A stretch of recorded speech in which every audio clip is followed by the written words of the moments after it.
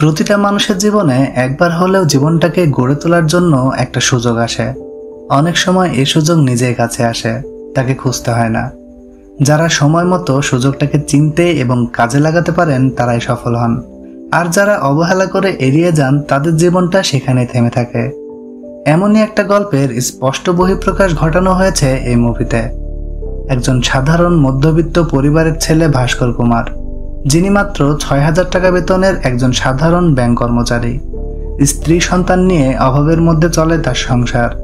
ছেলেকে একটা নতুন জামা কিনে দিতে না পারা এবং ধারের টাকার জন্য নিজের এলাকাতে মুখ লুকিয়ে চলা ভাস্কর কিভাবে তার তীক্ষ্ণ বুদ্ধিমত্তা এবং সঠিক সময় সুযোগকে কাজে লাগিয়ে খুব অল্প সময়ে ১০০ কোটি টাকার মালিক হয়ে যায়, সে গল্পটাই আজ তোমাদের শোনাবো।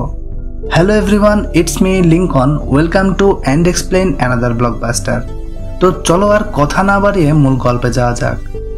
গল্প শুরু হয় ১৯৯২ সালের বোম্বে শহর থেকে। সকালের অ্যালার্মে ঘুম ভাঙার পর কেউ একজন মর্নিং ওয়াকে বের হয়। এরপর আমাদের এই জিনিয়াস মানুষটির সাথে পরিচয় করানো হয়। ইনি আমাদের গল্পের প্রধান চরিত্র ভাস্কর কুমার, যিনি তার স্ত্রী সন্তান ভাই বোন এবং তার বাবাকে নিয়ে এই ব্যস্ত শহর বোম্বেতে থাকেন। ৯০ দশকের ১৯৯৫ সাল পর্যন্ত ইন্ডিয়ার বাণিজ্যিক শহর মুম্বাইকে বোম্বে বলা হতো। এই শহরে মানুষ আসেই টাকা রোজগার করার জন্য। কেউ চাকরি, কেউ ব্যবসা, রাজনীতি, বিভিন্ন সেটেলমেন্ট, আরও সব কত শত উপায়ে। তবে এই সময়ে বোম্বেতে স্টক মার্কেটের আবির্ভাব অনেক বেশি ছিল, আর এই মার্কেটের বিগ বুল ছিলেন হার্ষা মেহরা। শহরের বড় থেকে শুরু করে ছোট ছোট দোকানদার এবং অটো চালকদের তিনিই স্টক মার্কেট চিনিয়েছিলেন। সেই সাথে সকলের ভেতরে স্বপ্ন পূরণের সাহস জুগিয়েছিলেন। কিন্তু এই গল্প হার্ষা মেহরার না, গল্পটা ভাস্কর কুমারের। যাই হোক, জগিং শেষ করে বাড়ির জন্য কিছু জিনিসপাতি কিনে যখন ভাস্কর বাড়িতে আসছিল, তখন সিবিআই অফিসার তার টিম নিয়ে ভাস্করের পথ আটকায়। বলে, আপনার বিরুদ্ধে ইনকোয়ারি চলছে, আপনাকে আমাদের সাথে যেতে হবে। এই বলে ভাস্করকে গাড়িতে তুলে নিয়ে চলে যায় মাগাদা ব্যাংকে। ভাস্কর মূলত এই ব্যাংকেই চাকরি করত। তিনি জিজ্ঞেস করে, আমাকে কেন নিয়ে এসেছেন সেটা তো আগে বলবেন। অফিসার জানায়, আপনি ব্যাংক ফান্ডের অনৈতিক ব্যবহার করেছেন, সেই সাথে সিকিউরিটি এবং ব্যাংক রিসিপ্ট জালিয়াতির সাথে জড়িত। তাই ব্যাপারটা তদন্ত করার জন্য আপনাকে নিয়ে এসেছি। ভাস্কর তখন কিছু না বলে চুপচাপ বসে থাকে। তখনই তার স্ত্রী সুমতির কল আসে। তিনি জানায়, সিবিআই এর লোকজন বাড়িতে এসে তল্লাশি করছে, তুমি তাড়াতাড়ি বাড়িতে এসো। ভাস্কর বলে, সমস্যা নেই, তারা তাদের কাজ করছে, তুমি তাদের কোঅপারেট করো, আর তুমি কোনো চিন্তা করো না, আমি তাড়াতাড়ি বাড়িতে ফিরছি। অফিসার ভাস্করের ব্যাংক স্টেটমেন্ট চেক করতে বলে, কিন্তু ইলেকট্রিসিটি চলে যাওয়ার কারণে সেটি আটকে যায়। তাই অফিসার রেগে গিয়ে একটু সরে যায়। আর তখনই মুচকি হাসি দিয়ে ভাস্কর কুমার তার নিজের গল্প বলতে শুরু করে। সিন চলে আসে ৩ বছর আগে ১৯৮৯ সালে। ভাস্কর কুমার ৬,০০০ টাকা বেতনে চাকরি করা মাগাদা ব্যাংকের একজন ক্যাশিয়ার। এদিকে ব্যাংক থেকে লোন নেওয়া আছে ৩৬,০০০। বেতন কম হলেও তার দায়িত্বটা সে অনেক গুরুত্ব সহকারে পালন করত। অফিসের সবার সাথে তার সম্পর্কটা সুমধুর। ইনি ব্যাংকের রিজিওনাল ম্যানেজার হিমাংশু স্যার। বদমেজাজি মানুষটা সবার উপর রাগারাগি করলেও ভাস্করকে অনেক ভালোবাসে। কেননা পরপর ৩ বছর ভাস্কর কুমার ব্যাংকের বেস্ট এমপ্লয়ি অ্যাওয়ার্ড পেয়েছেন। উনি assistant regional manager Atish sir, আর ১ মাস পর তিনি রিটায়ার করবেন। আপাতত এই পজিশনে পদোন্নতি ভাস্কর কুমারের স্বপ্ন। এদিকে রিজিওনাল ম্যানেজার কথা দিয়েছেন পোস্টের জন্য তিনি ভাস্করকেই রিকমেন্ড করবেন। ইনি ভোল্ট ম্যানেজার নারায়ণ স্যার। তিনি কখনোই ঠিকঠাক সময় অফিসে আসেন না, কোনো না কোনো কারণে তার দেরি হবেই। ব্যাংকের সকল অ্যাকাউন্টের হিসাব ব্যাংক বইয়ে লিপিবদ্ধ রাখা হয়। পরবর্তীতে মাসের শেষে কম্পিউটারে এন্ট্রি করা হয়, আর ৬ মাস পর পর রিজার্ভ ব্যাংকে রিপোর্ট সাবমিট করা হয়। ভাস্করের আরেকটি পছন্দের জিনিস এই মারুতি 800 গাড়িটি। কোনো এক কাস্টমার লোন শোধ করতে না পারায় ব্যাংক তার এই গাড়িটি জব্দ করে রেখেছে। লোন পেমেন্ট মিটিয়ে গাড়িটি নেওয়া ভাস্করের আরেকটা স্বপ্ন। এটা ভাস্করের বন্ধু সাম্বা। ১০ম শ্রেণীতে পাশ করে একই ব্যাংকে ভাস্কর হয় ক্যাশিয়ার, আর তার বন্ধু হয় পিয়ন। ভাস্করের একটা সাইড ইনকাম আছে। যেই সকল গ্রাহক ঠিকঠাকভাবে চেক লিখতে পারে না, ক্যাফেতে বসে তাদের সাহায্য করে কিছু উপরি টাকা কামায়। একদিন ভাস্করের কাছে অ্যান্থনি নামে একজন লোক আসে ২ লাখ টাকা লোন নেওয়ার জন্য। তিনি মূলত পোর্টে ব্যবসা করেন, কিন্তু ব্যাংক লোন নেওয়ার জন্য জামানত হিসেবে তার কাছে লাইসেন্স ছাড়া কিছুই নেই। যে কারণে গুরুত্ব না দিয়ে ভাস্কর তার স্কুটি নিয়ে বাড়ির দিকে রওনা দেয়। কলোনিতে ঢুকতেই আমরা জানতে পারি টুকটাক অনেকের কাছে ভাস্করের দেনা রয়েছে। তবে এই যে প্যাটেল ভাই, তার দেনাটা একটু বড়, যার পরিমাণ 10,000 টাকা। প্যাটেল ভাই বলে দেয় সামনের মাসের মধ্যে তার টাকা পরিশোধ না করলে সে তার আসল রূপ দেখাবে। এরপরও হাসি খুশি মুখে সামনের মাসে টাকা পরিশোধের আশ্বাস দেখিয়ে ভাস্কর বাড়িতে চলে আসে। এই বাড়িটি ভাস্কর কুমারের বাবার তৈরি করা। চলুন এবার ভেতরের মানুষগুলোর সাথে একটু পরিচিত হই। এটা ভাস্করের ইঞ্জিনিয়ারিং পড়ুয়া ভাই, আর এটা তার বোন। ভাস্করের মা অনেক বছর আগে মারা গেছেন, আর ইনি হচ্ছেন তার বাবা প্রহ্লাদ কুমার, বম্বের এক সময়কার নামকরা চার্টার অ্যাকাউন্টেন্ট। 10 বছর আগে বন্ধুদের সাথে ব্যবসায় টাকা বিনিয়োগ করে ধরা খাওয়ার পর তিনি স্ট্রোক করে প্যারালাইসিস হয়ে যায়। বিশ্বাসভঙ্গের কষ্টে উনি সবার সাথে কথা বলা বন্ধ করে দেয়। এবার আমাদের সাথে পরিচয় হয় ভাস্করের জীবনের সব থেকে বড় শক্তি তার স্ত্রী সুমতির সাথে। তারা দুজন দুজনকে ভালোবেসে বিয়ে করেছিল, তবে সুমতি তার পরিবারের বিপক্ষে গিয়ে। ভালো অথবা খারাপ যে সময় আসুক না কেন, সুমতি সবসময় ভাস্করের পাশে থাকে। সুমতির একটা স্বপ্ন আছে, নিজের একটা হোম ফুড বিজনেস শুরু করা। তাই ছোটখাটো ভাবে তিনি বাড়িতেই একটা আচারের বিজনেস করে, যেখান থেকে টুকটাক যা লাভ হয় সেটি ভাস্করের হাতে তুলে দেয়। সুমতি আর ভাস্করের 6 বছরের একটা ছেলে আছে, যার নাম কার্তিক। অল্প স্যালারির কারণে ভাস্কর তার ছেলে এবং স্ত্রী কারোর চাহিদায় তেমনভাবে মেটাতে পারে না। যাই হোক, আজ সুমতির ভাইয়ের ছেলের জন্মদিনের অনুষ্ঠান, সেখানে যাওয়ার জন্য সবাই রেডি হচ্ছে। সুমতি গিফট কেনার কথা বললে ভাস্কর চিন্তায় পড়ে যায়, কেননা এই মুহূর্তে তার কাছে গিফট কেনার মতো কোনো টাকা নেই। বিষয়টা বুঝতে পেরে সুমতি কার্তিককে পরের বছর জন্মদিনের বড় কোনো গিফট দেওয়ার আশা দেখিয়ে তার খেলনাটাই গিফট হিসেবে নিয়ে যায়। ভাস্করের শ্বশুরবাড়িতে তার অভাবের কারণে জামাইকে কেউ তেমন গুরুত্ব দেয় না। সুমতির মা সবসময় ভাস্করকে ছেড়ে চলে আসতে বলে, কিন্তু সুমতি সবসময় এর বিরোধিতা করে। জন্মদিনের অনুষ্ঠানে কার্তিক 1 পিস কেক বেশি চাইলে তার মামি মুখের উপর না বলে দেয়, যা সুমতি দেখে ফেলে। সাথে সাথে ভাইয়ের বাড়ি থেকে অপমানের রাগ নিয়ে সুমতি সবাইকে নিয়ে চলে যায়। এভাবেই অভাবের তাড়নায় ভাস্কর সহ তার পরিবারকে বিভিন্ন জায়গায় অপমানিত হতে হয়। তবুও হাসি মুখে ভাস্কর তার পরিবারকে প্রচণ্ড ভালোবেসে আগলে রাখে। এখন ভাস্করের স্বপ্ন শুধুমাত্র অ্যাসিস্ট্যান্ট রিজিওনাল ম্যানেজারের পোস্টে পদোন্নতি, তাহলে তার বেতন হবে 12,000। তখন তাদের সকল সমস্যার সমাধান হয়ে যাবে। যাই হোক, পরের দিন ভাস্কর ব্যাংকে গেলে আবারও গত দিনে সেই অ্যান্থনি ভাই আসে। ভাস্কর বলে, আপনাকে নিষেধ করার পরও কেন এসেছেন? তখন সাম্বা এসে বলে, ওর কিছু মাল পোর্টে কোস্টগার্ডের কাছে আটকে আছে, 2 লাখ টাকা দিয়ে ছাড়াতে পারলেই 1 ঘন্টার মধ্যে মার্কেটে ডাবল দামে বিক্রি করতে পারবো। এরপর অ্যান্থনি এসে বিষয়টা ভালোভাবে ক্লিয়ার করে। মালয়েশিয়া থেকে তার 30টা টিভি সেট এসে বন্দরে আটকে আছে। শিপের ক্যাপ্টেন অ্যান্থনির বন্ধু। কথা ছিল 2 লাখ টাকা দিয়ে মালগুলো নিয়ে আসার, কিন্তু অ্যান্থনির মাল কেনার যে লোক ছিল তারা হঠাৎই ব্যবসা বন্ধ করে দিল, তাই টাকারও ব্যবস্থা হলো না। এখন ক্যাপ্টেন বলে, যদি 1 মাসের মধ্যে টাকা না দেওয়া হয় তাহলে মাল নিলামে তুলবে।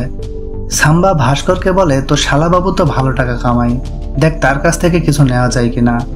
এদিকে অ্যান্থনি জানায়, লোনের 2 লাখ টাকা বাদেও যেই টাকা লাভ হবে সেখান থেকে কিছুটা লাভ তাদেরকেও দেবে। ভাস্কর একটু চিন্তায় পড়ে যায়। সেভাবে তার শালা তো তাকে মানুষই মনে করে না, আর টাকা ধার দেওয়া তো পরের কথা। এদিকে অ্যান্থনিও পিছু ছাড়ছে না, তাই ভাস্কর একটু সময় চায় ভাবার জন্য। এরপর অফিস শেষ করে কলোনিতে গেলে আবারও প্যাটেল ভাই তার সামনে পড়ে। টাকাগুলো এখনো শোধ হয়নি, তাই এবার তিনি সত্যিই ভাস্করের সাথে বাজারের সব লোকজনের মাঝেই খারাপ ব্যবহার করে। টাকা দিতে না পারায় ভাস্করের ব্যবহার করা স্কুটিটা প্যাটেল নিয়ে চলে যায়, বলে টাকা শোধ করে তারপর ছাড়িয়ে নিতে। পরের দিন স্কুটি এবং পকেটে টাকা না থাকায় দৌড়াতে দৌড়াতে ভাস্কর ব্যাংকে যায়। অফিসে যাওয়ার পর দেখে তার এতদিনের স্বপ্নটা ভেঙে গেছে। কাল পর্যন্ত যেই পোস্টে পদোন্নতি হওয়ার কথা ছিল সেই পোস্টে সুধীর নামে একজনকে প্রমোশন দেওয়া হয়েছে। এটা দেখে ভাস্কর প্রচুর কষ্ট পায়, আর সাম্বাদ থেকে জানতে পারে রিজিওনাল ম্যানেজার টাকা খেয়ে জিএম স্যারের কাছে সুধীরকে রিকমেন্ড করেছে। ভাস্কর তার নিজের ভেতরে রাগ নিয়ে ম্যানেজারের কাছে গিয়ে তার মনের ভেতরে সব অভিযোগগুলো জানায়, কিন্তু তাতে কোনো কাজ হয় না। উল্টো হিমাংশু স্যার তাকে বিভিন্ন বিষয়ে দোষারোপ করে। তার সাইড ইনকামের খুঁটা দিয়ে জিএম স্যারের কাছে অভিযোগ জানানোর কথা বলে। বেচারি ভাস্কর নিজের অভিযোগ জানাতে এসে নিজেই বিপদে পড়ে যায়। নিজের চাকরি বাঁচাতে বাধ্য হয়ে হিমাংশু স্যারের পা ধরে মাপ চায়। শেষমেশ সব এমপ্লয়ীদের অনুরোধে হিমাংশু ভাস্করকে মাপ করে দেয়। এরপর বুক ভরা কষ্ট নিয়ে ভাস্কর এভাবেই বেরিয়ে আসে, কিন্তু সে তার কষ্টকে বেশিক্ষণ দীর্ঘায়িত করেনি। অল্প সময়ের মধ্যেই বাস্তব সময়টাকে মেনে নিয়ে ভাস্কর আবারও স্বাভাবিক জীবনে ঘুরে দাঁড়ায়। চোখ মুছে আবারও সে তার সকল কাজগুলো হাসি মুখে করতে থাকে। অফিসের মানুষজন তাকে এত তাড়াতাড়ি স্বাভাবিক হওয়া দেখে অনেকটা অবাক হয়ে যায়। ভাস্কর যে মারুতি 800 গাড়িটির স্বপ্ন বুনে রেখেছিল, সেই গাড়িটি হিমাংশু তার স্ত্রীকে জন্মদিনের গিফট দেওয়ার জন্য নিয়ে যায়। এটা নিয়ে অবশ্য ভাস্কর তেমন একটা মন খারাপ করে না। অফিস শেষ করে সাম্বাকে সাথে নিয়ে ভাস্কর পাশের ক্যাফেতে চলে যায়। সেখানে একটু পরে অ্যান্থনি আসে। সাম্বা অ্যান্থনিকে বলে, ভাই আজ আমার বন্ধুর এমনিতেই মন খারাপ, আজ আপনি যান। তখন ভাস্কর অ্যান্থনিকে থামিয়ে দেয়। আসলে আজ ভাস্কর নিজেই অ্যান্থনিকে ডেকেছে। এতদিনে সততা বিসর্জন দিয়ে আজ ভাস্কর ব্যাংক থেকে 2 লাখ টাকা রেজিস্টার খাতায় কম দেখিয়ে চুপিসারে নিয়ে এসেছে। সামনের সপ্তাহে নিজের বাবার চেক আপ, ছেলের স্কুলের বেতন আর ছোট ভাইয়ের কলেজের ফির জন্য ভাস্কর নিজের জীবনকে এত বড় ঝুঁকিতে ফেলেছে। ভাস্কর অ্যান্থনিকে টাকাগুলো দেওয়ার সময় শর্ত দিয়ে দেয় যে এই টাকা বাদেও যে লাভ হবে, লাভের 20% আমাদের দিতে হবে, 10% সাম্বার আর 10% আমার। অ্যান্থনি ভাস্করের শর্ত মেনে নেয় এবং 2 ঘন্টার মধ্যে লাভ সমেত টাকাগুলো নিয়ে আসার আশ্বাস দেয়। অ্যান্থনিকে বিশ্বাস করে ভাস্কর বাড়িতে নেমে যায়। তবে সাম্বার অত বিশ্বাস নেই, সে অ্যান্থনির সাথেই যায়। এদিকে বাড়িতে এসে ভাস্করের টেনশন আস্তে আস্তে বাড়তে থাকে। এই প্রথম সে নিজের দায়িত্বের সাথে কারচুপি করেছে। আস্তে আস্তে 2 ঘন্টা পার হয়ে যায়, তবুও অ্যান্থনি আসে না। ঘন্টাখানেক পর বাইরে থেকে সাম্বা তাকে ডাক দেয়। বাইরে বেরিয়ে ভাস্কর দেখে অ্যান্থনি সাম্বা দুজনই একসাথে দাঁড়িয়ে আছে। দুজনকে দেখে ভাস্কর স্বস্তির নিঃশ্বাস ফেলে। অ্যান্থনি এবং ভাস্কর দুজন দুজনের কাছে তাদের কথা রাখার জন্য কৃতজ্ঞতা প্রকাশ করে। আসল 2 লাখ টাকা বাদেও অ্যান্থনি ভাস্করকে 50,000 টাকা লাভ দেয়, যেই টাকা নিয়ে সাথে সাথে ভাস্কর প্যাটেলের কাছে গিয়ে সুদ সমেত টাকা ফেরত দিয়ে তার স্কুটি নিয়ে আসে। পরের দিন ভোল্ট ম্যানেজার আসার আগেই ভাস্কর ব্যাংকে গিয়ে টাকাগুলো রেখে দেয় এবং রেজিস্টার খাতায় ওই দিন 2 লাখ টাকা বেশি দেখিয়ে দেয়। এটাই ছিল ভাস্করের জীবন পাল্টে যাওয়ার মেইন টার্নিং পয়েন্ট। অ্যান্থনি ভাস্করকে বলেছিল যে এখন ইন্ডিয়াতে ইলেকট্রনিক্সের জিনিসের প্রচুর চাহিদা, বিশেষ করে সনি আর প্যানাসনিকের টিভি সেট, যেটি ইন্ডিয়াতে 35 থেকে 40,000 টাকা দাম। তবে এই টিভিগুলোই মালয়েশিয়া, সিঙ্গাপুর এবং মধ্যপ্রাচ্যে 12,000-এ পাওয়া যায়। যদি বেশি করে কেনা যায় তাহলে আরও কমে পাওয়া যাবে। কিন্তু ভারত সরকারকে এগুলোর উপরে অধিক ট্যাক্স দেওয়ার কারণে আমাদের দেশের দাম এত বেশি। তবে স্পেয়ার পার্টসের উপরে সরকারকে কোনো ট্যাক্স দিতে হয় না। যদি পোর্ট কাস্টম ম্যানেজারদের কিছু টাকা খাইয়ে পার্টস হিসাবে প্রোডাক্টগুলো নিয়ে আসা যায়, অনেক টাকা লাভ করা সম্ভব। অ্যান্থনির এই বুদ্ধিটা ভাস্করের বেশ ভালো লেগেছিল। তাই এরপর থেকে ভাস্কর নিয়মিত ব্যাংক থেকে সেম একইভাবে টাকা নিতে থাকে আর অ্যান্থনির লাভে পার্সেন্টেজ খেতে থাকে। ভালো টাকা ইনকাম হওয়ায় অল্প সময়ের মধ্যে ভাস্কর তার সবগুলো ধার দেনা শোধ করে দেয়। সেই সাথে বাড়ির জন্য নতুন জিনিসপাতি কেনা শুরু করে। হঠাৎই এমন পরিবর্তন দেখে সুমতির সন্দেহ হয়। সে প্রথমত ভাবে ভাস্কর হয়তো খারাপ কোনো উপায়ে ইনকাম করছে, যে কারণে রাগ করলেও ভাস্কর বিষয়টা সুমতিকে জানায়, তবে একটা বিষয় গোপন রেখে। ভাস্কর বলে সে ব্যাংক থেকে লোন তুলে সেই টাকা দিয়ে অ্যান্থনির সাথে বিজনেস করছে। সুমতি এগুলো শুনে খুশি হয়, কারণ তার হাজবেন্ড যেটা করছে তার পরিবারকে ভালো রাখার জন্য করছে। ভাস্কর সুমতির হাতে কিছু টাকা তুলে দেয় গয়না কেনার জন্য, কিন্তু সুমতি সেটা না কিনে এই বছর ছেলের জন্মদিনটা বেশ বড়সড় ভাবে করতে চায়, কারণ তারা কখনো কার্তিকের জন্মদিনের অনুষ্ঠান করেনি। ভাস্কর সুমতির ডিসিশনে রাজি হয়। পরের সিনে আসে জন্মদিনের পার্টি। সকল গেস্টদের সাথে অ্যান্থনিও পার্টিতে আসে। ভাস্করের এত সুন্দর পার্টি অ্যারেঞ্জ দেখে তার শ্বশুরবাড়ির লোকজন এবং আত্মীয় স্বজনের একেবারে তাক লেগে যায়, সাথে কার্তিকের বন্ধুদেরও। অনুষ্ঠানে ভাস্কর, সাম্বা আর অ্যান্থনি বসে কথা বলছিল।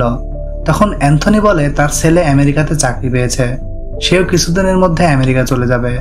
তবে ওখানে গিয়ে সে তার ছেলের উপরে স্বয়ংসম্পন্ন হতে চায় না। তার কাছে যা পুঁজি ছিল সেটা তার ছেলের পড়াশোনার পিছে খরচ হয়ে গেছে, এখন সে খালি হাতে সেখানে যেতে চায় না। অ্যান্থনি জানায় একটা বড় ডিল আছে। শনিবার দুবাই থেকে আসা শিপে 3টা বিদেশি গাড়ি আসছে। 10 লাখ টাকা হলে আমরা গাড়িগুলো নিতে পারবো, যেটা আমরা 4 গুণ লাভে বিক্রি করতে পারবো। একদম জ্যাকপট। যেহেতু এটাই আমাদের শেষ কাজ, তাই আমরা যা লাভ হবে তা 3 ভাগে ভাগ করে নিব। সাম্বার সাথে সাথে রাজি হয়ে যায়, কিন্তু ভাস্কর কিছুটা দ্বিমত পোষণ করে, কেননা 10 লাখ টাকা একেবারে ভোর থেকে বের করা এতটা সোজা বিষয় না। অ্যান্থনি ভাস্করকে চিন্তা ভাবনা করার জন্য একদিন সময় দেয়। এরপর ভাস্কর বাড়িতে ফিরে দেখে সবাই অনেক খুশি। এদিকে কার্তিকও খুশিতে কাঁদছে। কি হয়েছে জিজ্ঞেস করলে কার্তিক বলে তার বন্ধুরা তাকে এতদিন ছোট করে দেখত। তারা খোঁটা দিয়ে বলতো কার্তিক শুধু ফ্রিতে কেক খেতে আসে, কিন্তু আজ আমি সবাইকে খাওয়াতে পেরে অনেক খুশি।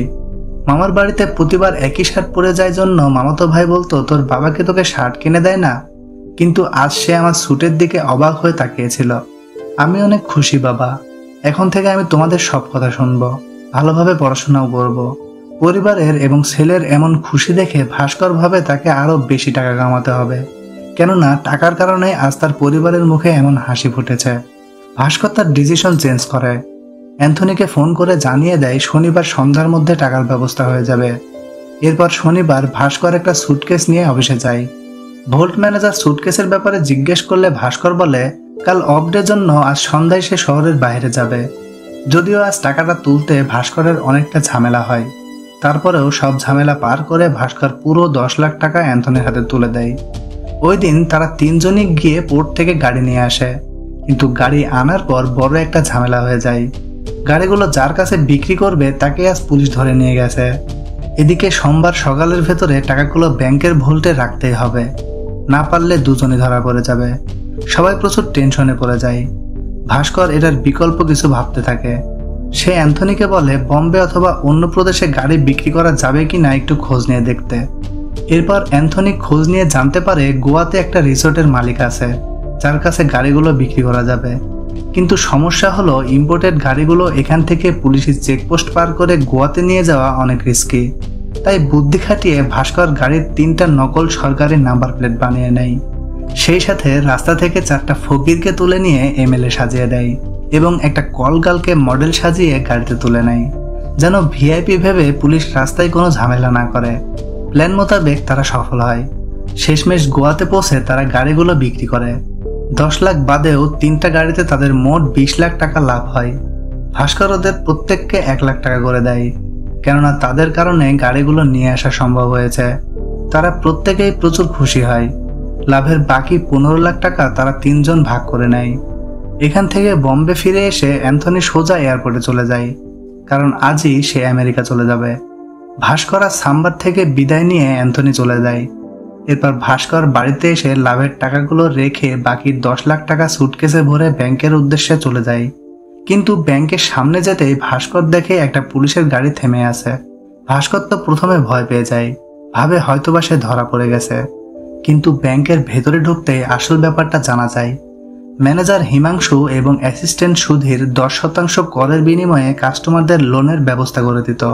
তাই ব্যাংক জালিয়াতির কারণে পুলিশ তাদেরকে নিয়ে যেতে এসেছে।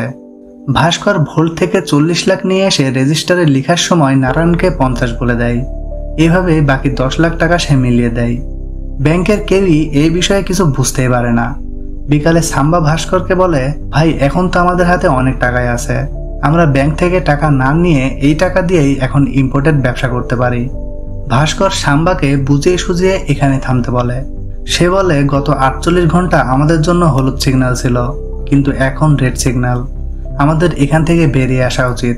তবে সাম্বা কোনোভাবে বুঝতে নারাজ। সে একাই ব্যবসা করবে বলে চলে যায়। এরপর সাম্বা চাকরি ছেড়ে দিয়ে একাই কাস্টম অফিসার এবং ডিলারদের সাথে কথা বলে ব্যবসায় নেমে পড়ে। এদিকে উপার্জন করা 6 লাখ টাকা ভাস্কর তার সকল দায়বদ্ধতার জায়গাগুলোতে ভাগ করে দেয়, যেমন বোনের বিয়ে, স্ত্রী ছেলের খরচ ইত্যাদি। কিন্তু এরই মধ্যে ভাস্করের ভাই লন্ডনের একটা কলেজে স্কলারশিপ পেয়ে যায়। তাই ভাইয়ের আবদারে ভাস্কর তার জমানো সব টাকা খরচ করে ভাইকে লন্ডন পাঠিয়ে দেয়।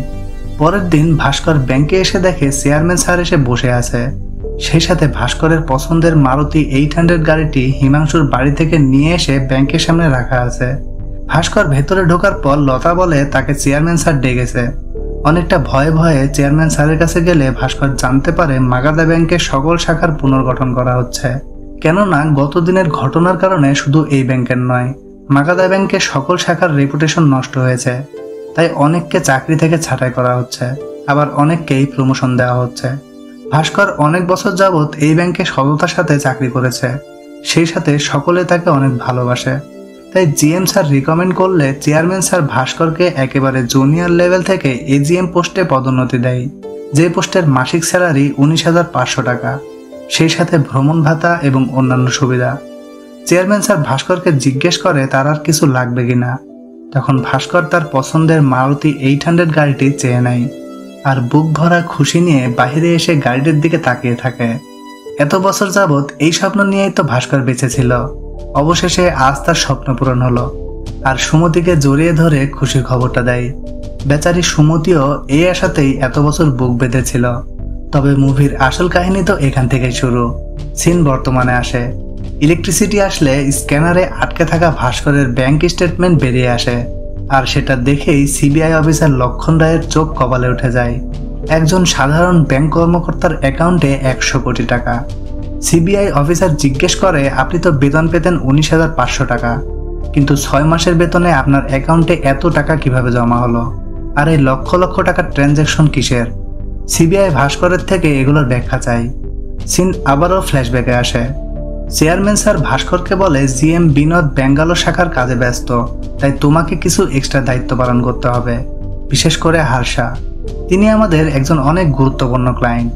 ব্যাংকের কয়েক কোটি টাকার ব্যবসা সে নিজে করিয়ে দেয়, তাই তার প্রতি বিশেষ খেয়াল রাখতে হবে যেন সে আমাদের হাত থেকে বেরিয়ে না যায়। ভাস্কর চেয়ারম্যানকে হার্ষার ব্যাপারে খেয়াল রাখার পুরোপুরি আস্থা দেয়। এরপর একদিন ভাস্করের সাথে দেখা করতে সুরাজ নামে হাইগ্রো কোম্পানির একজন লোক আসে। তিনি হার্ষা ভাইয়ের পক্ষ থেকে কাটারি ব্যাংকের কিছু ভিআর নিয়ে এসেছে। আসুন আগে ভিআর সম্পর্কে জেনে আসি। ভিআর মূলত ব্যাংকের রিসিপ্ট। ব্যাংক যেমন সাধারণ জনগণ এবং ব্যবসায়ীদের লোন দেয়, তেমনি একটা ব্যাংক অন্য আরেকটি ব্যাংকে লোন দিতে পারে। কিন্তু রিজার্ভ ব্যাংকের নিয়মানুযায়ী সরকারি ব্যাংক থেকে আরেক ব্যাংকের লেনদেনটা সময় সাপেক্ষ ব্যাপার, তাই কোনো ব্রোকারের অ্যাকাউন্টের মাধ্যমে কাজটা সহজ করা হয়। মাগাদা ব্যাংকের এই ব্রোকার হচ্ছে হার্ষা মেহরা। কাটারি ব্যাংকে লোন দেওয়ার জন্য মাগাদা ব্যাংক হার্ষা মেহরার অ্যাকাউন্টে টাকা পাঠায়, আর হার্ষা সেই টাকা কাটারি ব্যাংকে পাঠায়। আবার কাটারি ব্যাংক যখন লোন শোধ করবে তখন টাকা হার্ষার অ্যাকাউন্টে জমা হবে। হার্ষা সেই টাকা পরিশোধ করে দিবে। এর জন্য হার্ষা মেহরাকে 1001 টাকা করে কমিশন দিতে হবে। যাই হোক, এবার লোন দেওয়া হচ্ছে 21 কোটি টাকা। ভাস্কর লোনের টাকা অ্যাপ্রুভ করে দেয়। যেই বিয়ারের মেয়াদ মাত্র 2 সপ্তাহ। 2 সপ্তাহের মধ্যে সুদসহ টাকা ফেরত দিতে হবে। তবে হার্ষা মেহরার জন্য মাঝে মধ্যে একটু দেরি হলেও সমস্যা নেই, কারণ সে মাগাদা ব্যাংকের স্পেশাল ক্লায়েন্ট। সুরাজ হার্ষা মেহরার পক্ষ থেকে ভাস্করকে একটা দামি ঘড়ি গিফট করে, কিন্তু ভাস্কর সেই মুহূর্তে তার সততার পরিপ্রেক্ষিতে ঘড়িটি নেয় না। তাই ঘড়িটি ব্যাগে নিয়ে সুরাজ আজকের মতো চলে যায়। সপ্তাহখানেক পরে ভাস্কর সুমতিকে একটা নেকলেস গিফট করে। ভাস্কর অনেক আগে থেকে বলে রেখেছিল যে প্রমোশন পেলে সর্বপ্রথম সুমতিকে সে গহনা বানিয়ে দিবে। সেই সাথে সুমতির হোম ফুড বিজনেসের ব্যাপারেও কথা বলে। ভাস্কর জানায় কালকেই লোনের অ্যাপ্লিকেশন জমা দিয়ে দিবে। পরের দিন সুরাজ ভাস্করের কাছে রিপেমেন্ট চেক নিয়ে আসে। যে লোন কাটারি ব্যাংকের 2 সপ্তাহের মধ্যে পরিশোধ করার কথা ছিল, সেটা গিয়ে দাঁড়ায় 4 সপ্তাহে। ভাস্কর কারণ জিজ্ঞেস করলে সুরাজ জানায় কাটারি ব্যাংক টাকা দিতে দেরি করেছে। সুরাজ ভাস্করের থেকে হার্ষা ভাই এবং গ্রো হাই কোম্পানির ব্যাংক স্টেটমেন্ট চায়। ভাস্কর লতাকে কল করে স্টেটমেন্টের 2 কপি নিয়ে আসতে বলে। এদিকে লতা ম্যাম ভুলবশত 2টা স্টেটমেন্টের 2টা করে কপি নিয়ে আসে। সুরাজ একটা কপি নিয়ে বাকি আরেকটা কপি রেখে চলে যায়। এদিকে ভাস্কর কৌতূহলবশত এই মুহূর্তে ভারতের সবচেয়ে ধনী ব্যক্তি হার্ষা মেহরার ব্যাংক স্টেটমেন্ট দেখতে থাকে। দেখতে দেখতে একটা ব্যাপার তার কাছে খুব অদ্ভুত লাগে। 12 নভেম্বর 1990 মাকাদা ব্যাংক থেকে হার্ষার অ্যাকাউন্টে 10 কোটি টাকা জমা হয়েছিল। ওই দিনই সেই টাকা হার্ষার অ্যাকাউন্ট থেকে গ্রো হাইয়ের অ্যাকাউন্টে চলে যায়। আবার 6 সেপ্টেম্বর কাটারি ব্যাংকের লোন নেওয়া 15 কোটি টাকা একইভাবে হার্ষার অ্যাকাউন্ট থেকে গ্রো হাইয়ের অ্যাকাউন্টে ট্রান্সফার হয়, যেটি যাওয়ার কথা ছিল কাটারি ব্যাংকে। কিন্তু এখানে কাটারি ব্যাংকের কোনো নামে উল্লেখ নেই। ভাস্করের ব্যাপারটা খুব অদ্ভুত লাগে। নাকি টাকা কোনো কারণে কাটারি ব্যাংকে যাচ্ছে না। ব্যাপারটা ভালোভাবে তদারকি করার জন্য ভাস্কর কাটারি ব্যাংকের ম্যানেজারের কাছে যায়, কিন্তু কোনো কারণে ম্যানেজার ভাস্করকে স্টেটমেন্ট দেখাতে চাচ্ছে না। তিনি বিভিন্ন কারণ দেখিয়ে ব্যাপারটা এড়িয়ে যেতে যাচ্ছে। ভাস্করের বিষয়টা বুঝতে আর দেরি থাকে না।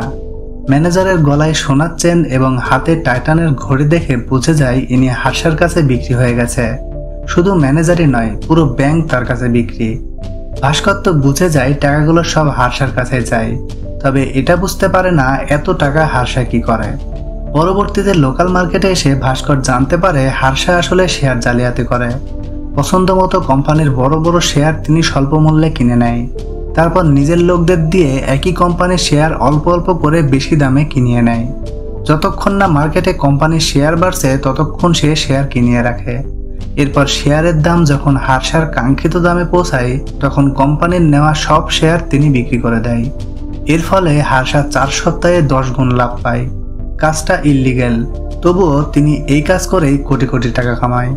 ভাস্কর বুঝতে পারে কাজটা যেহেতু বেআইনি, আবার এক ব্যাংক থেকে আরেক ব্যাংকে লোনের টাকা জব্দ করে সেই টাকা শেয়ার মার্কেটে লাগানো আরো বড় বেআইনি কাজ।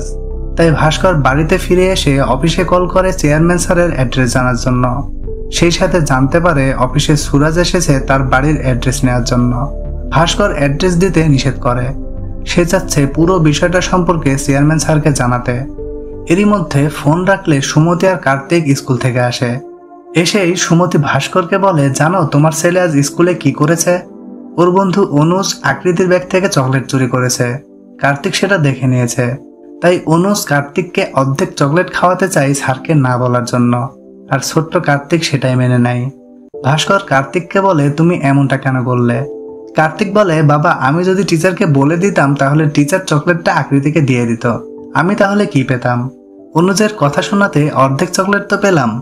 ছেলের এই ব্যাপারটা ভাস্কর অনেকটা শিক্ষা হিসেবে গ্রহণ করে। সেভাবে চেয়ারম্যান স্যারকে বলে দিলে তার আর কতটুকু লাভ হবে? এর থেকে একটু চালাকি করে চললে আমি আমার পরিবারকে আরো ভালো রাখতে পারবো।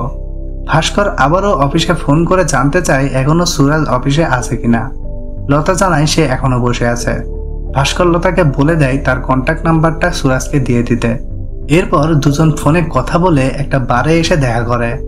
সুরাজ জানায় কাটারি ব্যাংকের ম্যানেজার তাকে অনেক কিছুই বলেছে। এই বলে তিনি একটা বড় অঙ্কের চেক ভাস্করকে দেয়। চেকের অ্যামাউন্ট না দেখেই ভাস্কর সেটি ছিঁড়ে ফেলে, কারণ সে একটা মাস্টার প্ল্যান সাজিয়ে বসে আছে। ভাস্কর জানায় যদি সে নিজেকে বিক্রি করে তাহলে অ্যামাউন্টটা সে নিজেই ঠিক করবে।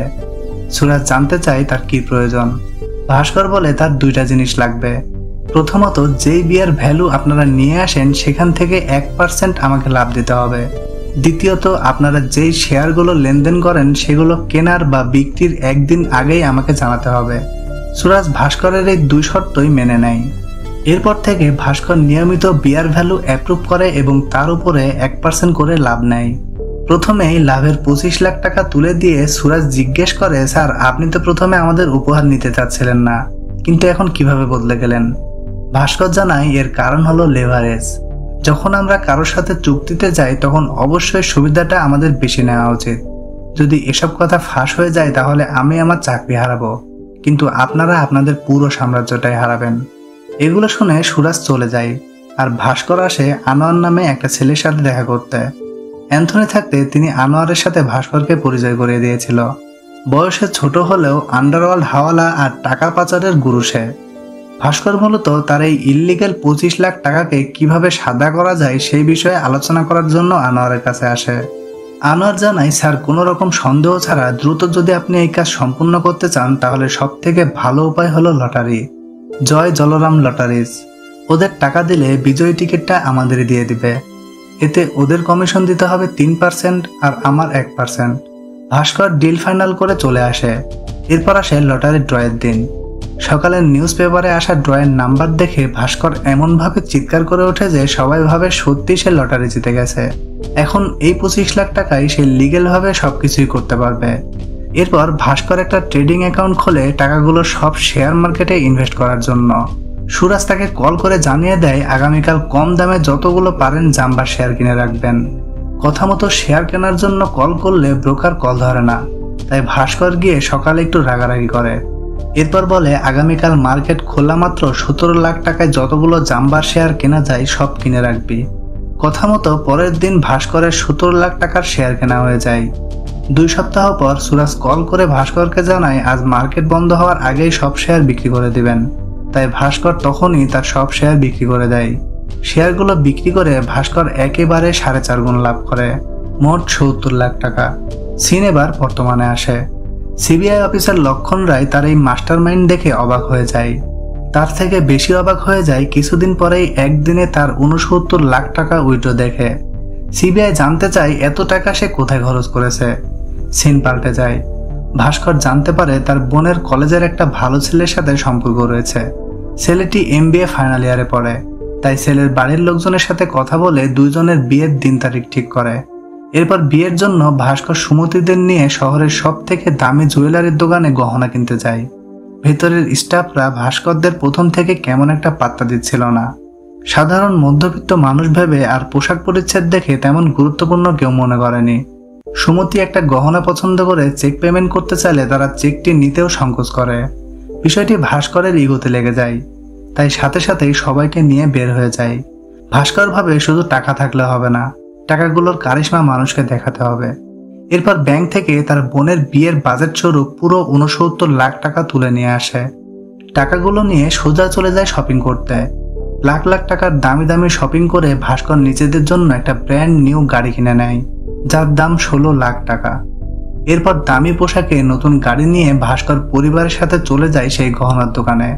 এবার প্রাপ্য সম্মানের থেকে বেশি সম্মানের সহিত গহনা কিনে ভাস্কর ধুমধাম করে তার বোনের বিয়ে দেয়। বিয়ের অনুষ্ঠানে ভাস্কর সবাইকে ইনভাইট করে। যাই হোক, সব মিলিয়ে ভাস্কর 69 লাখ টাকা সবটাই খরচ করে ফেলে। পরের মাসে লোন অ্যাপ্রুভ করে ভাস্কর আবারও বিয়ারের পার্সেন্টেজ পায়, কিন্তু এবার সে টাকাগুলো কিভাবে সাদা করবে? 3 মাসের মধ্যে আবার যদি লটারি জিতে তাহলে ইনকাম ট্যাক্সের ঝামেলায় পড়বে। তাই আনোয়ার তাকে মানি লন্ডারিং এর একটা বুদ্ধি দেয়। বাইরের দেশের অনেক বড় বড় কোম্পানি আনোয়ারের জানাশোনা আছে। ওই সকল কোম্পানিগুলোকে যদি টাকা পাঠানো হয় তাহলে পরবর্তীতে তারা আমাদের অ্যাকাউন্টে পুরো রেমিটেন্স পাঠিয়ে দিবে। তবে এটা করার জন্য একটা প্রাইভেট লিমিটেড কোম্পানি লাগবে। সুমতি অনেকদিন যাবৎ একটা হোম ফুড বিজনেস চালু করতে যাচ্ছিল। ভাস্কর এখন তার কালো টাকা সাদা করার জন্য সেই সুযোগটাই কাজে লাগায়। অল্প দিনেই ভাস্কর তার স্ত্রীকে খুশি করে সুমতি হোম ফুডস নামে একটা কোম্পানি খুলে বসে, আর সেখানকার হিসাবের দেখাশোনার জন্য আনোয়ারকে রাখে। ভাস্কর আনোয়ারকে বলে দেয় সুমতি যেন কোনোভাবে সন্দেহ না করে, ওকে বোঝাতে হবে যে বিদেশ থেকে অর্ডার আসছে। এর সাথে পোর্টের অফিসারদের খুশি করে ইললিগ্যাল কাগজপাতি বানিয়ে টাকার অ্যামাউন্ট বাড়িয়ে নেয়। ভাস্কর খুব তীক্ষ্ণ বুদ্ধিমত্তার সাথে হিসাবের কাগজপাতি ঠিকঠাক রেখে তার কার্যক্রম চালাতে থাকে। সুমতি কিন্তু এই বিষয়ে কিছুই জানে না। সে জানে হয়তোবা তার আচার বাইরের দেশের মানুষের ভালো লাগছে বলেই এত বড় বড় অর্ডার আসছে। এভাবে ভাস্কর শেয়ার জালিয়াতির কোটি কোটি টাকা বইয়ের কোম্পানির নামে সাদা করতে থাকে। ব্যাংকেও সবাইকে ভুলভাল বুঝিয়ে হাসা মেহরার অ্যাকাউন্ট ক্লিয়ার করে রাখে। সুমতির নতুন কোম্পানির বিজনেস বেশ ভালোই চলছিল, সবসময় দোকানে ভিড় লেগেই থাকে। সেই সাথে ভাস্করের নতুন গাড়ি রাখার কারণে রাস্তায় অনেক যানজট বেঁধে যায়। সবাই এই বিষয়ে বলা বলি করলে ভাস্কর এসে বলে, এই কলোনিতে 20টা দোকান আর 40টা বাড়ি আছে। আমি প্রতি মাসে সব দোকান প্রতি 1500 এবং বাড়ি প্রতি 750 টাকা করে দেব, তাও আমার গাড়ি এখানে থাকবে। আসলে প্রচুর টাকা হয়ে যাওয়ার কারণে ভাস্করের ভেতরে অনেকটা অহংকার চলে আসে। এখন ঘন ঘন সে মদ খেয়ে বাড়িতে আসে। সুমতির সাথে ব্যবহারটাও আগের মতো নেই। যে অফিসের কলিগদের সাথে তার সম্পর্ক ছিল মধুর, তাদের সাথেও কথাবার্তা ঠিকঠাক নেই। সুমতি বিষয়টা বুঝতে পারে যে ভাস্কর আর আগের মতো নেই। এগুলো নিয়ে কিছু বললে ভাস্কর আরো বেশি রাগারাগি করে। ওই যে কথায় আছে না, ক্ষুধার চেয়ে বেশি খাবার আর প্রয়োজনের বেশি সম্পদ, দুটোই বিষ। ভাস্করের অবস্থা হয়ে গেছে সেরকম। তার বাবাও এই সকল বিষয়গুলো লক্ষ্য করে, তবুও কিছু না বলে চুপচাপ থাকে। সিন আবারও পাল্টে বর্তমান সময় আসে। সিবিআই অফিসার ভাস্করকে বলে, তোমার কপালটা অনেক ভালো, যেখানেই হাত রাখো সেখানেই সোনা হয়ে যায়। প্রথমে লটারি, আচারের ব্যবসা, পরবর্তীতে শেয়ার।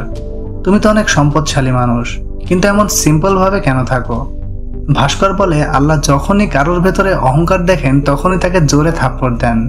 আমার অবস্থাটাও হয়ে গেছে ঠিক তেমনই। সিবিআই লক্ষণ জানতে চায় কতগুলো থাপ্পড় খাবার পর তিনি সুমতির হোম ফুড প্রাইভেট লিমিটেড বন্ধ করেন। সিন পাল্টে আবারও ফ্ল্যাশব্যাকে যায়। কাটারি ব্যাংকের ম্যানেজার হরিহরন একদিন ভাস্করের সাথে দেখা করতে আসে। হরিহরন জানায় তার স্ত্রীর একটা ব্যাংক লকার লাগবে। কাটারি ব্যাংকে কোনো লকার খালি নেই জন্য সে মাগাদা ব্যাংকে এসেছে। ভাস্কর বলে, আরে এটা কোনো ব্যাপার না, আপনি না এসে কল করলেও কাজ হয়ে যেত। এইভাবে বিভিন্ন কথায় কথায় ভাস্কর বলে, এখন তো আপনার ব্যাংক থেকে অনেক বড় বড় বিয়ার আসছে, সবগুলো যোগ করলে প্রায় 100 কোটি পার হয়ে যাবে, কিন্তু বেশিরভাগ টাকাই এখনো ডিউ আছে। এগুলো সবকিছু ঠিকঠাক করতে আমি তো একেবারে হিমশিম খেয়ে যাচ্ছি। হরিহরন এই সকল কথাবার্তা শুনে একেবারে হতবাক হয়ে যায়, কেননা 2-3 কোটি টাকার বিয়ার ছাড়া কাটারি ব্যাংক কোনো অ্যামাউন্ট ইস্যুই করেনি। এবার দুজনের মাথার ওপর একেবারে ছাদ ভেঙে পড়ে। হরিহরন বিয়ারের ফর্মগুলো চেক করে দেখে এবং বুঝতে পারে এই বিয়ারগুলো তার ব্যাংক থেকে ইস্যু করা হয়নি, এমনকি স্বাক্ষরটাও তার না। কেউ ব্যাংকের লেটার গেট, স্ট্যাম্প এবং ম্যানেজারের স্বাক্ষর নকল করেছে। হরিহরন বুঝতে পারে কাজটা হারসা মেহরার। তার কাছে এই সকল স্ক্যামিং কোনো ব্যাপারই না। ভুয়া সব গভর্নমেন্ট সিকিউরিটিজ দেখিয়ে হাজার হাজার কোটি টাকা কামিয়েছে সে। এখন যদি এগুলো ফাঁস হয়ে যায়, মানি মার্কেট আর স্টক মার্কেট একেবারে ভেঙে পড়বে। সেই সাথে ইন্ডিয়ার অর্থনীতির অবস্থা একেবারে ডাউন হয়ে যাবে। কথাগুলো শুনতে শুনতে ভাস্করের অটোমেটিক ঘাম ঝরতে থাকে। তাহলে বুঝুন তার ভেতরের অবস্থাটা এখন কেমন। চাইলেও ভাস্কর এবং হরিহরন এই সকল কথাগুলো কাউকে বলতে পারছে না। তারা চাচ্ছে হারসা যেন কোনোভাবে ধরা না পড়ে। ধরা পড়লে এদের দুজনকেও জেলে যেতে হবে। কেননা বিয়ার নকলের বিষয়ে এরা না জানলেও রিজার্ভ ব্যাংকের নিয়ম ভাঙার কারণে এরা দোষী। যাই হোক, আর কোনো বিয়ার যেন সাইন না করে এবং এই কথা যেন বাহিরে না যায়, এই বলে হরিহরন বেরিয়ে আসে। কিন্তু ম্যানেজারের রুম থেকে বেরোনোর পরই হরিহরন সিঁড়ি থেকে পড়ে যায়। হসপিটালে নিয়ে গেলে ডাক্তার জানায় তিনি স্ট্রোক করে মারা গেছেন। হসপিটালে সুরাজ আসলে ভাস্কর সুরাজ এবং তার বস হারসাকে ম্যানেজারের মারা যাওয়ার জন্য দোষারোপ করে। সেই সাথে বিয়ার নকলের বিষয়ে রাগারাগি করে। কিন্তু তাদের দোষারোপ করে আর লাভ কি? এই জালে তো সে নিজেই ফেসে আছে। ভাস্কর সুরাজকে বিয়ারের টাকাগুলো তাড়াতাড়ি শোধ করতে বলে, কেননা তাদের এইসব চক্করে মাগাদা ব্যাংকের ফান্ডে 100 কোটি টাকা ঘাটতি রয়েছে। সুরাজ ভাস্করকে চিন্তা করতে নিষেধ করে, বলে হারসা ভাই সব সামলে নেবে। এই বলে সে চলে যায়। কিন্তু বেচারি ভাস্কর না পারছে এইসব বিষয় নিজের মনের ভেতরে জমা রাখতে, না পারছে কাউকে কিছু বলতে। এরই মধ্যে ভাস্করের কাছে কোলাবা পুলিশ স্টেশন থেকে কল আসে। তার বন্ধু সাম্বাকে 200 ইম্পোর্টেড ক্যামেরা সহ পোর্ট থেকে পুলিশ ধরে এনেছে। ভাস্কর থানায় টাকা পয়সা দিয়ে তার বন্ধুকে কোনোভাবে ছাড়িয়ে আনে, কিন্তু 10 লাখ টাকার লোকসানে সাম্বা একেবারে শেষ হয়ে যায়। ওদিকে ভাস্করের শ্বশুর বাড়িতে তার রিয়েল এস্টেট শালাবাবু খুবই অর্থনৈতিক সংকটে পড়ে যায়, যে কারণে তারা ভাস্করের থেকে সাহায্য চায়। সুমতির মা সুমতিকে বলে ভাস্করকে একটু বুঝিয়ে সুঝিয়ে ধার হিসাবে 50 লাখ টাকা ব্যবস্থা করে দিতে। সুমতি জানায় তার টাকা সে দিবে কিনা সেটা তার ব্যাপার, আমি এইসব বিষয়ে কিছু জানি না। এই কথা শুনে সুমতির মা একটু রাগারাগি করে এবং সুমতিকে বলে, আমি তোর হোম ফুড বিজনেসের আইডিয়াটা দিয়েছিলাম বলে তোরা এত টাকা কামাতে পেরেছিস। এগুলো শুনে ভাস্কর রাগ করে সুমতি আর কার্তিককে নিয়ে চলে আসে। ফিরে এসে সুমতির রাগে তার দোকান ভেঙে ফেলে। সুমতির রাগের কারণ শুধুমাত্র তার মার কথাগুলো নয়, সব থেকে বড় কারণ হলো ভাস্করের এমন পরিবর্তন। সুমতি তার আগের ভাস্করকে চায়। বাড়িতে ফিরে আসলে অনেক বছর পর আজ ভাস্করের বাবা তাকে ডেকে ওঠে। সুমতি, ভাস্কর আর কার্তিক তিনজনই আজ অবাক হয়ে যায়। ছেলের এই অবস্থা দেখে বাবা আর চুপচাপ থাকতে পারে না। ঘরের ভেতরে ডেকে ভাস্করের বাবা দরজা বন্ধ করে দেয়।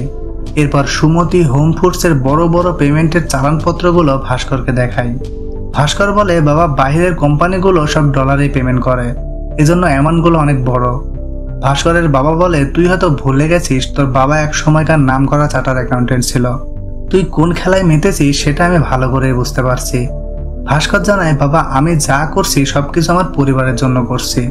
উত্তরে তার বাবা বলে, মানুষ প্রথমে যা করে তার পরিবারের জন্যই করে, কিন্তু পরবর্তীতে সেই খেলার উন্মাদনা তার পরিবারকে ভুলিয়ে দেয়।